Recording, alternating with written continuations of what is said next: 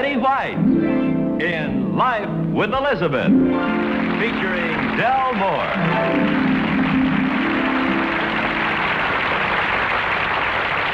Incident number 1 in the life of Elizabeth occurred when she and Alvin were newlyweds. And Elizabeth, as a newlywed, you have to see to believe. So, let's go see. Elizabeth, how are you tonight? That bad, huh? How'd the biscuits turn out?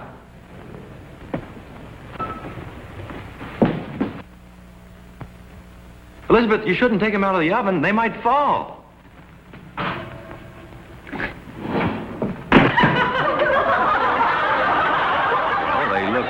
Fluffy anyway.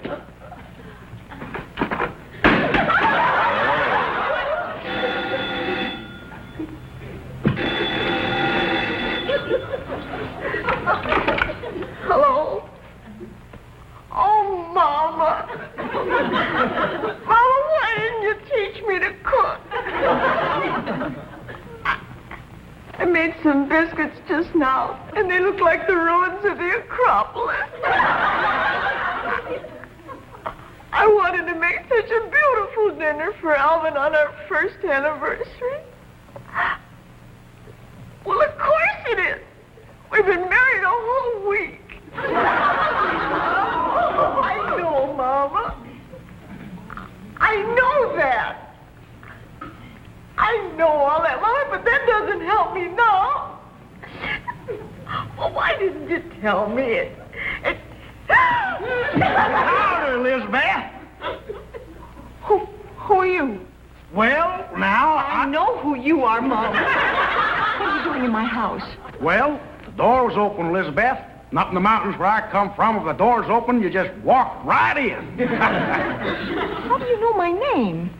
Well, now... I know you know my name. What did you say? My name's Moosey Moosefield. I'm an old friend of Alvin's. Mama, an old friend of Alvin's just walked in. I guess the door was open. I know, Mama. They call me Moosey because I'm as big as a moose. Naturally, that makes you as big as a moose. Oh, no. No, Mama. Mama.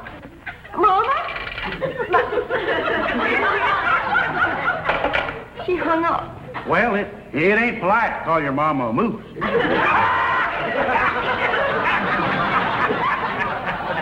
I think I've heard Alvin speak of you, Moosey, but he isn't home yet. Why don't you come back tomorrow? Mamas are very sensitive about being called moosies.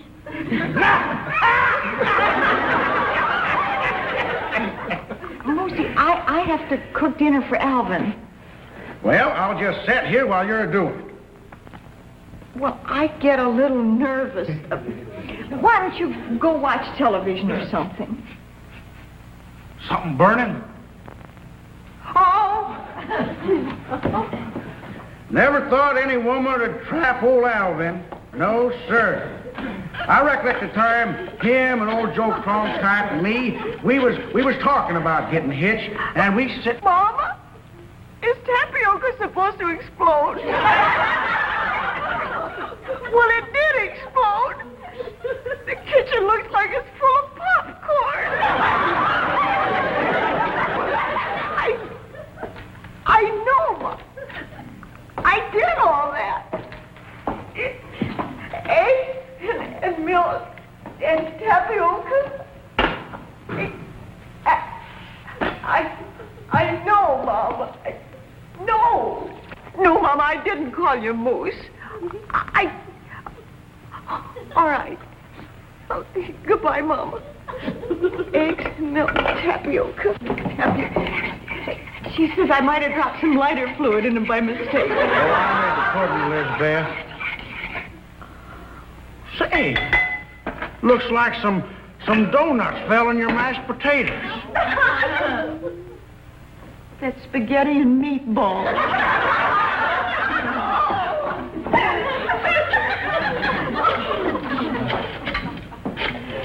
Why, it looks like mighty lively meat, Elizabeth.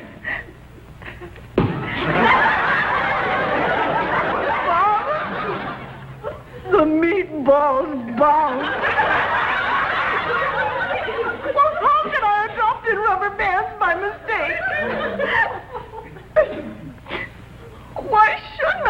try.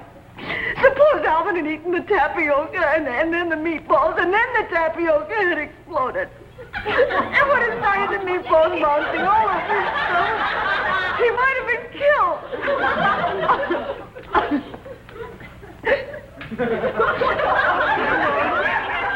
Okay. Now, Elizabeth, you oughtn't to carry on that way. I'm just no good, Moosey. I wanted to have such a nice dinner for Alvin on our first anniversary. And the only things that turned out right were the candles. Oh, no, I wouldn't say that. Well, why, this Italian pizza, it looks real good. Italian pizza? Uh-huh. That's angel food.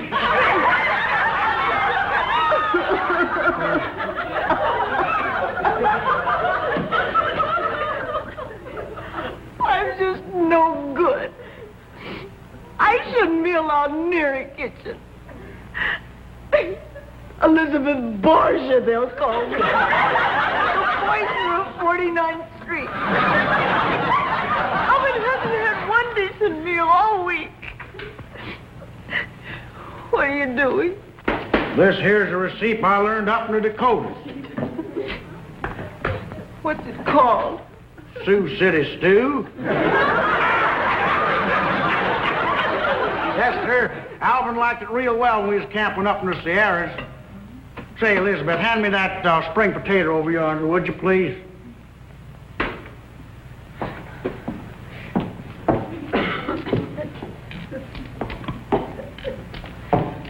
Is this a spring potato? Why, sure. See the spring? Hey, you better turn off the fire under that pudding. It ought to be about done now. Sure, Moosey. It looks beautiful. Natural. See, I put on the spaghetti sauce, too.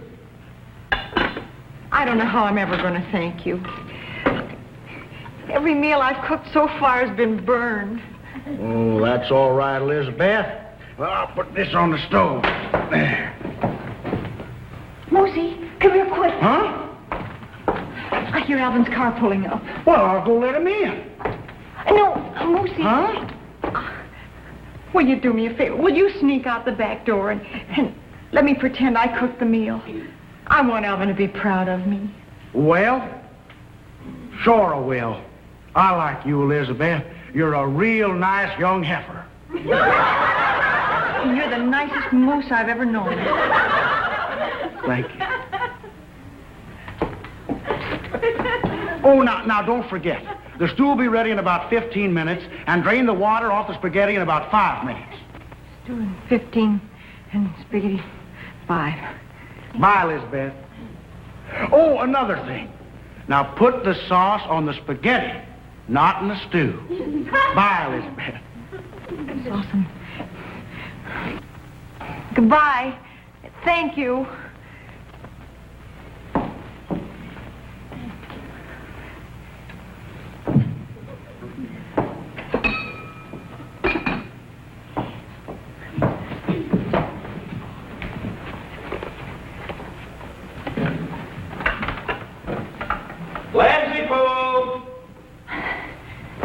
Hi, darling. Oh, hello. What's that I smell? What? It smells like unburnt food. Oh. Honey, you did this yourself? Come on, sit down. Oh, that's wonderful. Oh, I forgot. I met a friend of mine out front. I'll call him. Hey, Moosey!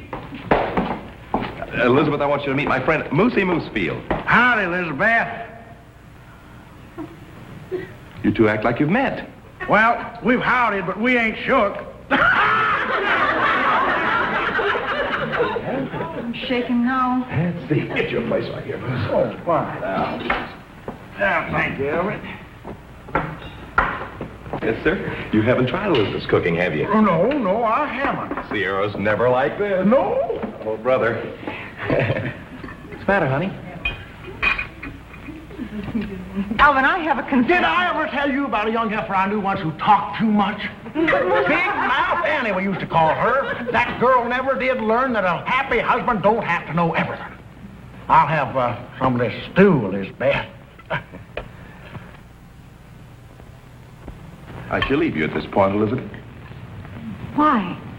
I'm going to go get a bigger spoon. We'll never get to it that way. Oh, Moosey.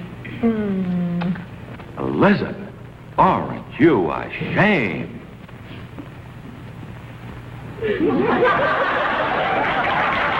Number 2 in the life of Elizabeth occurred because, 1, she'd been reading a magazine again, or 2, she's trying to cover up for something she's done. You never know how Elizabeth's mind is going to work. Careful you don't get a burn. Any minute now, you're going to tell me that you can hear the waves washing up on the shore. I can. I can also hear the wax ironing down by the beach. Once again, I ask you, why did you do all this? Just so you could walk around saying, Dr. Livingston, I presume. Time to get back to work. As my husband slowly sinks through the floor, we leave the little island. Elizabeth, look, I know you. You're covering up some minor atrocity of yours. The car. You had the car today. Which is correct, Alvin? Earthy dirt or dirty earth? That's what you've done. You've ruined the car. Why else would you make a jungle out of the front room? Page 17. Elizabeth, come out with the jungle. You haven't had your shots yet. There's an article in this magazine, sweetheart, that tells all about it. Come home from work, and what do? I walk into a paradise, all right, right in the living room. Nothing but leaves. Not leaves, sweetheart, fronds. As a matter of fact... Don't you say it. What you were going to say? I was just going to say these are fronds of mine. Here's the article, here. It's called, Does Your House Look Like a Home? Don't you like the way they word these things, honey? Not special, I know. And then it goes on to say, here it is. Why not bring the outdoors indoors? What does that mean? Are you trying to be sarcastic, Alvin? Maybe you can tell me how we can bring the outdoors indoors. Open a window? I still say the stupid statement indoors. Well, all they mean is bring a few plants in the house. They don't expect you to put Mount Baldy in the den. Hey, okay. Go on, I'm sorry.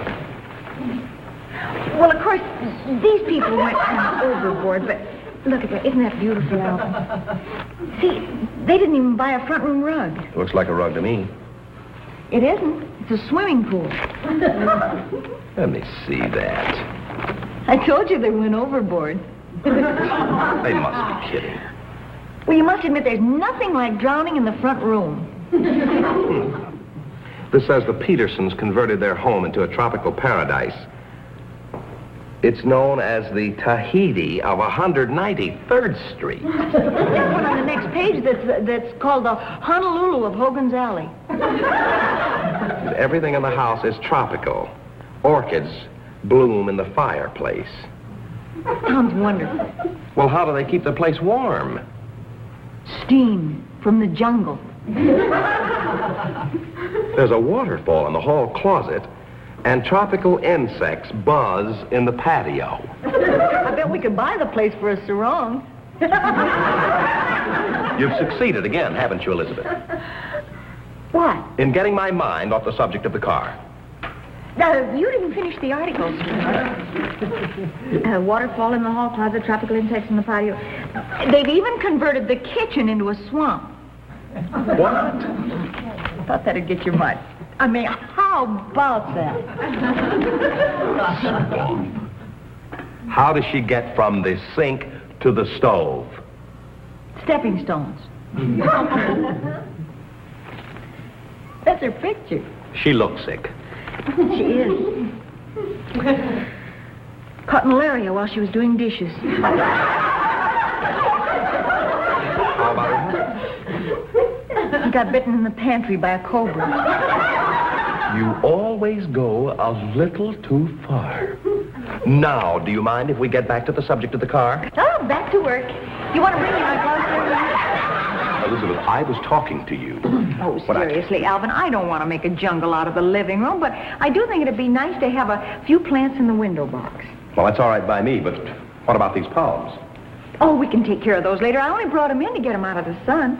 Oh, I forgot for a minute. Palms, that's right. They can't stand the sun. Elizabeth, shouldn't the window box be on the outside of the window? Not if you want the flowers inside the house. One thing about you, honey, you always have an answer. I suppose it would be too much trouble to go out and pick the flowers and bring them in. In all that rain? No, what?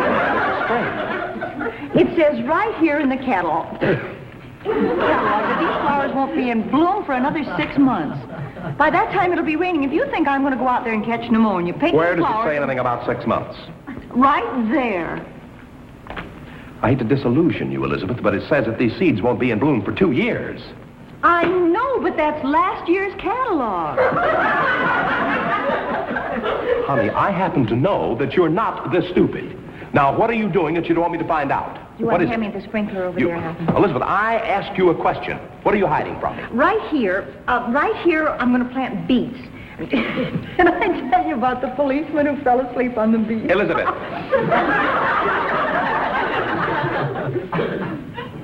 Shouldn't the window box be on the outside of the window rather than inside here? It's safer here. Why? What happened to the one outside?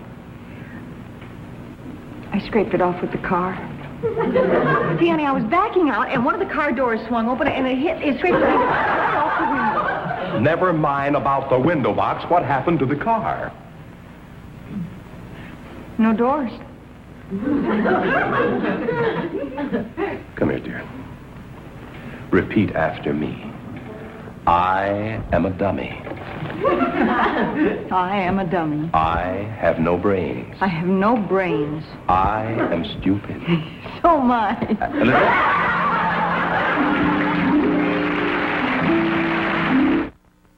Number 3 in the life of Elizabeth occurred the night the Underhills came to dinner. Now, Mr. Underhill worked at the office with Alvin, but Mrs. Underhill was a complete surprise. I see dinner's over. Alvin and Mrs. Underhill seem to be having a good time. Oh, my gosh. Look at Elizabeth and her partner. Okay, kids, you can come to life now. But you're such a young man to have such a position of responsibility. Isn't he, dear? Huh? I'm sorry, I wasn't listening. He's such a young man to have such a position of responsibility. Oh, yes, he is, dear. And it was so nice of you to ask us over this evening. Wasn't it, dear? What? It was nice of us to ask you over tonight. Oh, yes, it was, dear. Well, you see, Mrs. Underhill, Alvin and I have always believed in the good neighbor policy when it comes to his friends at the office. Haven't we, dear? Yes, we have, dear. Mrs. Underhill seems so formal. Do you mind if we call you Francis? Why, of course not. Alvin. What do you want to call her Frances for, Alvin? Why not? Her name's Claudette. I'm Francis. That's another way of being frank. Frank. It was a joke. I think Alvin's such a manly name, and yet it has such a soft sound, like a caress. Oh, really? Caress? Why don't you go put the coffee on, dear? I'm sure Claudette would care for some. Oh, don't go to any bother. I take cream in one lump. Oh, I'm a little short on cream, but I can give you plenty of lumps. Help. Now, don't jump up like that. I'll be right back. Really ought to help her. Then why don't you? Francis. Francis was just being frank. Oh, Alvin, Alvin, you have a fantastic sense of humor. Doesn't he, dear? She told the same joke. Oh, but not half so well. You know, Alvin, I'm one of those people that when I like somebody, I really like them. Oh, well. I think your wife has wonderful taste in men. Thank you, Mrs. Underhand. Gave me such a fright. Mrs. Underhill, not Mrs. Underhand, Elizabeth. If you mispronounce it your way, I'll mispronounce it mine. Oh, why don't you call me Claudette? Alvin does. In French, doesn't Claudette mean little claw? Let's move the furniture, Francis. Come on, here we go. Back to the Alvin, what are furniture. you doing? Well, I promised Claudette a dance before they left. Oh, well, isn't it a little late? Oh, don't stop him. I just love to dance. You know, when I was a little girl, I used to be able to kick the back of my head. That explains a few things. Now, come on, Francis, you've got to pick out a good record. Get rid of them.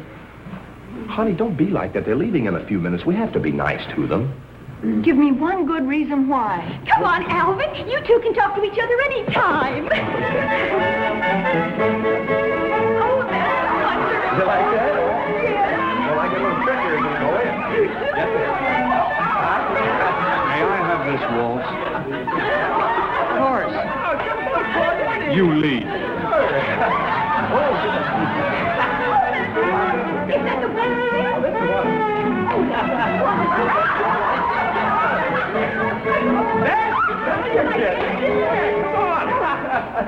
Hey, what's the idea? We just got started good. Francis and I are tired. And it's getting late, Lovebird. I have to be up early in the morning. Dear, and just when the party was getting started. Oh, there'll be other nights. Oh, well. Come on. Thank you, Alvin. It was so much fun. Not. Thank you. Good night, Alvin. Good night. Good night. Good night. Stand at the door. What's that third step, Claudette? It's tricky. Oops!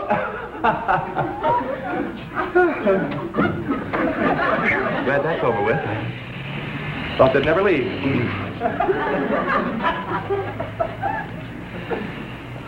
Did you have a good time, Dr. Jekyll? Where do you get the Dr. Jekyll stuff? Tonight I saw an Alvin I didn't know existed. Just having a good time. Tonight the man I married turned into a whimpering, simpering, fawning idiot. I didn't simper. You should have seen yourself just now. Look out for that third step, Claudette. It's tricky. Oops. Oops. What's wrong with that? Third step does need fixing.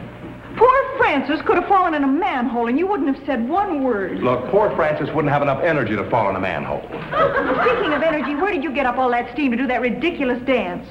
I've seen you get all worn out from jumping to a conclusion. Is that supposed to be a funny remark? Maybe Claudette could do better. Oh, honey, now look, wait a minute. Look, she's not really a bad kid. She's trying to have a little fun. Let's forget the whole thing, okay? All right. I'll do it, just for you. That's my girl.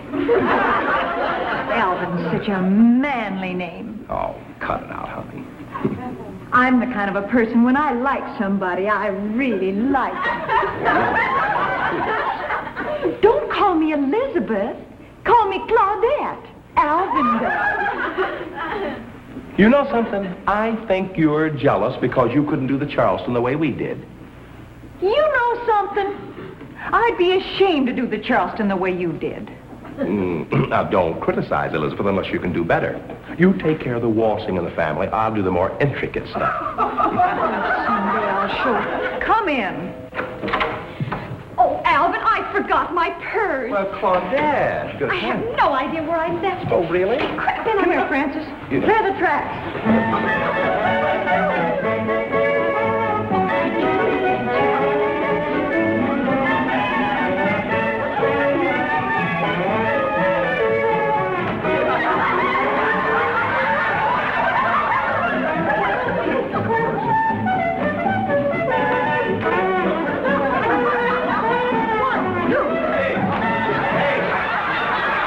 Say goodbye to the people. Goodbye, everybody.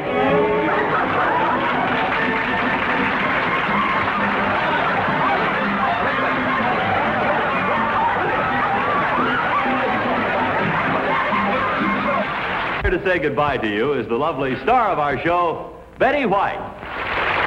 Thank Thank you, everybody. Thank you. I wish you could have stayed around for just a few minutes more in that last sketch. Claudette finally got quite a kick out of Elizabeth. Once more till we see you again. Goodbye, everybody.